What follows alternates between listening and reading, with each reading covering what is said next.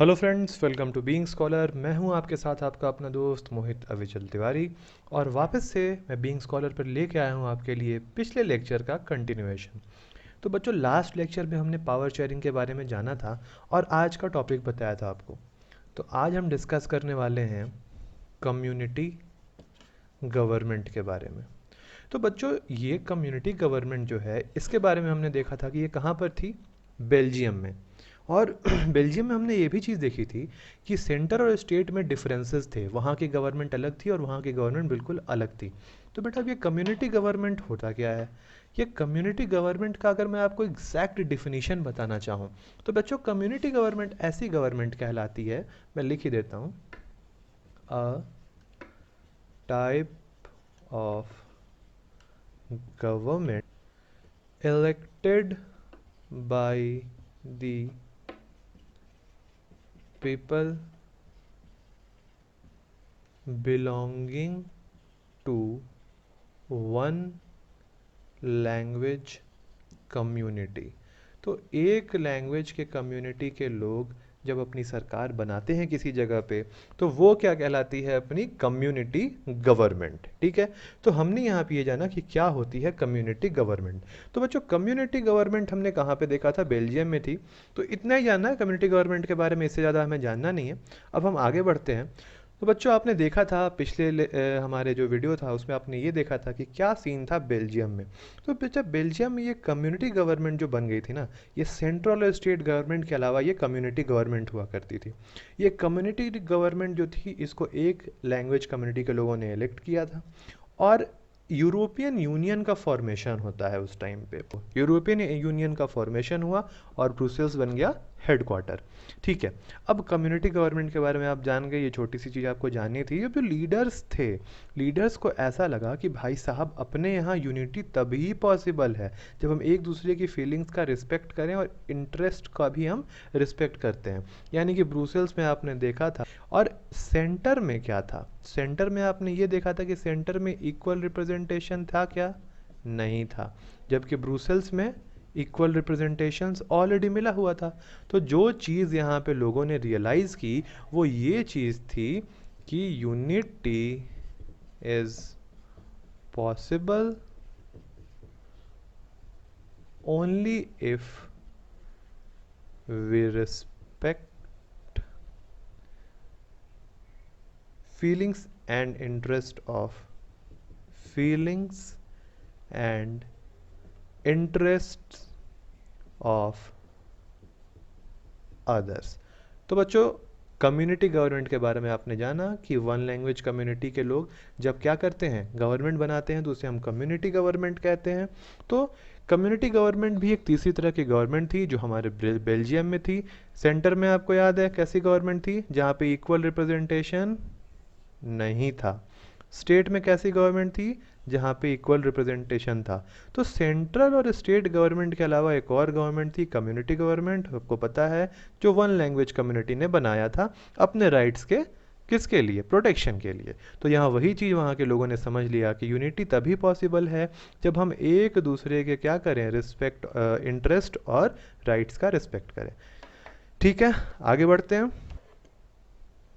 अब हम बात करेंगे श्रीलंका की। श्रीलंका का नाम तो आप सबने सुना होगा। श्रीलंका अपनी नेबरिंग कंट्री है। अपने पेनिनसुला, जो अपना इंडियन पेनिनसुला है, उसके पास नीचे में जो टिप है अपना साउदर्न टिप, उसके ठीक पास में ये कंट्री पड़ती है, Sri Lanka.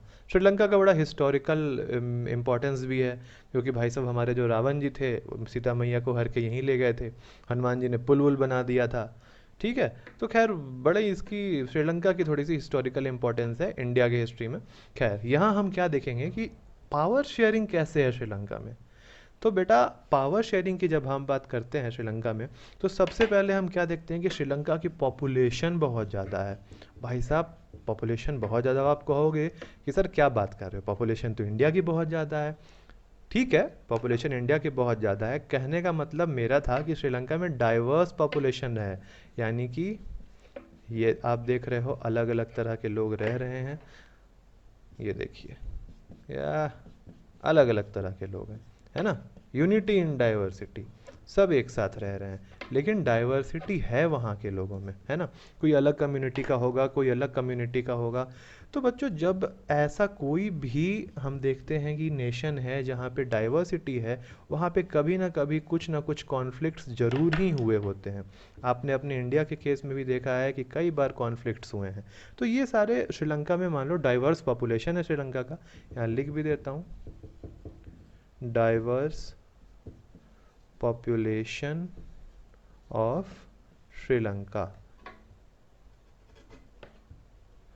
Diverse population of Sri Lanka. तो श्रीलंका में क्या है, डाइवर्स पॉपुलेशन है, और यहाँ पे भी थोड़ा सा लैंग्वेज डिस्ट्रीब्यूशन का चक्कर है। लैंग्वेज डिस्ट्रीब्यूशन का चक्कर कहने का क्या मतलब है कि जैसे वहाँ आपने देखा था कि अलग अलग परसेंटेज में लोग थे, कुछ डच बोलते थे, कुछ जर्मन बोलते थे, कुछ फ्रेंच बोलते थे। तो सेम सिचुएशन कैसी थी आपके श्रीलंका में भी थी। श्रीलंका में क्या था कि एक जो कम्युनिटी थी वो सिन्हला बोलती थी, जिसको सिंहल लैंग्वेज भी कहते हैं, ये सिंहल बोलती थी। और ये बोलने वालों की परसेंटेज थी बेटा जी 74%। ठीक है।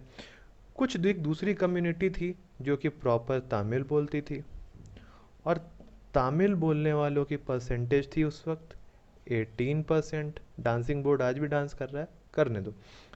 तमिल बोलने वालों की परसेंटेज कितनी थी, 18% थी। अब कुछ ऐसे लोग थे जो कि दोनों ही चीज बोलते थे, बोथ, यानी कि वो तमिल भी बोलते थे, सिन्हला भी बोलते थे। तो ये जनरली ये परसेंटेज थी 7% का। और इन लोगों को हम मानते हैं कि ये लोग बेसिकली क्या थे, क्रिश्चियन थे। ये क्रिश्चियन लोग दोनों ही लैंग्वेज का वो करते होंगे। अगर यहाँ वाला आदमी सिंहल बोल रहा है तो बगल वाला तमिल बोल रहा होगा, हो सकता है ये क्रिश्चियन बोले। तो Sinhala Tamil Christian, Christian Tamil Sinhala, Sinhala Tamil Christian, Christian Tamil Sinhala. तो ऐसे आप क्या देख रहे हो कि डाइवर्सिटी है ना। तो अब कुछ लोग ऐसे हैं जो कि क्या करते हैं, दोनों बोलते हैं, है ना, बोथ वाले लोग। तो बोथ वाले लोग क्या हैं, सी से डिनोट करते हैं, क्रिश्चियन से, यहाँ मैंने डिनोट कर दिया है, कंफ्यूज मत हो। थे श्रीलंका के रहने वाले, वो थे तमिल नेटिव्स। नेटिव्स मतलब वहीं के रहने वाले थे, उनकी मातृभूमि वही थी, वहीं पैदा हुए थे। तो तमिल नेटिव्स को क्या नाम दिया गया था, श्रीलंकन तामिल्स। अब ये श्रीलंकन तामिल जो थे भाई साहब, अब इनकी बात करोगे तो इनके अलावा इन वैसे इनकी परसेंटेज भी मैं बता दूं, हाँ याद आ ही गया है, ये परसेंटेज में कुछ 13% हुआ करते थे। अब दूसरा केस एक और लोग होते हैं, वहाँ एक और छोटी सी कम्युनिटी थी, वो लोग जो कि इंडिया से आए थे, जिनके फोर फादर्स यानी कि पूर्वज, four fathers came from India.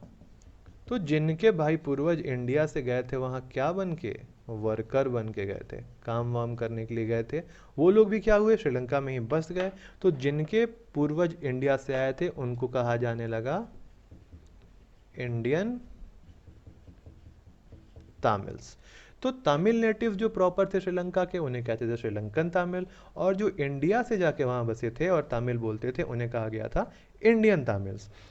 अब जब श्रीलंका 1948 में क्या हो गया, इंडिपेंडेंट हो गया। तो इंडिपेंडेंट होने के बाद क्या होता है कि श्रीलंका बहुत सोच विचार करता है कि भाई साहब अपने यहाँ मेन लैंग्वेज, बेसिक लैंग्वेज है, वो क्या बनाई जाए। अपने यहाँ तो पूरा लैंग्वेज डिस्ट्रीब्यूशन है, तो एक मेन लैंग्वेज भी तो होना चाहिए था। तो भाई साहब इन्होंने 1956 में एक एक्ट पास किया। ठीक है कि 1956 का ये एक्ट जो था, इसने सिंहल को स्टेटस दे दिया ऑफिशियल लैंग्वेज का, कि भाई साहब अब श्रीलंका का जो ऑफिशियल लैंग्वेज क्या है वो सिंहल लैंग्वेज है। तो ठीक है तुमने दिया, अच्छी बात है, कोई दिक्कत नहीं है, लेकिन इन तमिल्स का क्या, तमिल को तो तुमने छोड़ ही दिया।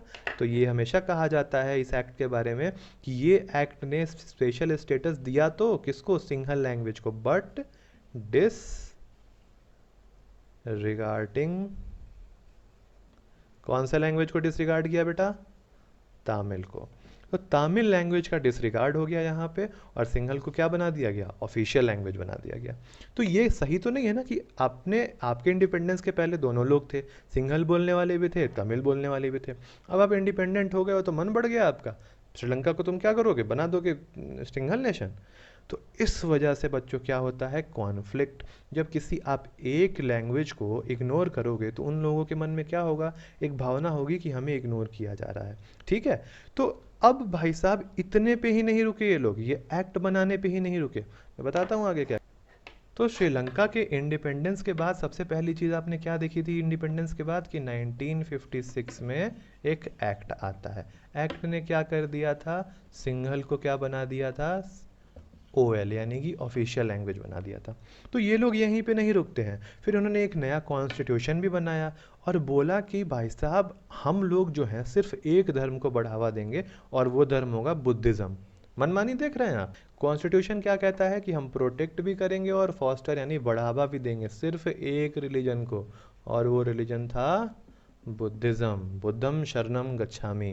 तो श्रीलंका में लोगों ने ये मान लिया था, वहाँ के जो ऑफिशियल थे, कि भाई साहब पहली चीज़ ऑफिशियल लैंग्वेज सिंहल हो गई, और कॉन्स्टिट्यूशन जो है सिर्फ अपने नेशन में हम एक ही धर्म को मान्यता देंगे, उसी का रख रखाव करेंगे और प्रचार करेंगे, और वो धर्म कौन सा होगा, बुद्धिज़्म होगा। ये कोई बात हुआ, ऐसे होता है क्या भाई, ये तो गलत है। तो बेटा इस वीडियो को करते हैं यही समाप्त, इसके आगे की डिटेल लेके मिलता हूं मैं अगले वीडियो में।